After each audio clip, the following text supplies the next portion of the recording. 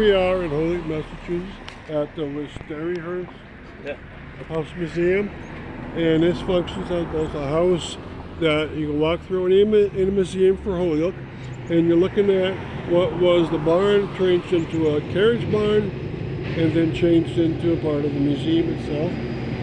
And in the gap between the two buildings there's a chimney, but I'm pointing that out because that's where you come in from this sidewalk by the carriage house and go into the grass area. That's where the beautiful garden is.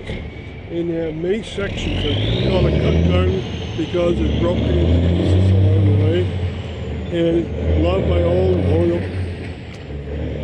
Okay, now in the back here is a music room, all right, and that was built by one of the brothers for Belle Skinner because she so much loved music, and she turned it into a music museum. She ended up giving away the musical instruments at one point.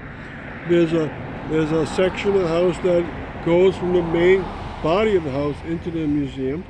Now we're going to look at the main body of the house, and we're staying at one point so you know if you go in there where to go for each thing. Now in front of us it looks like a pump. That's a gas pump for the house. The gas pump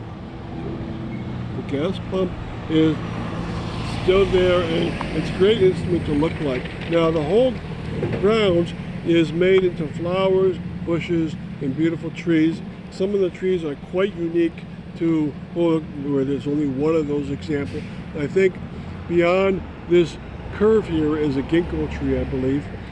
And then right outside the property there's a chestnut tree, so forth, and then an elm tree, so forth.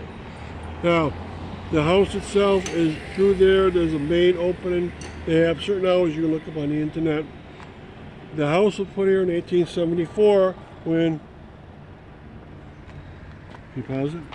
All right, and in 1874, when the house was moved here, it was already about 30 years old because in the 1840s it was made in Williamsburg, Massachusetts.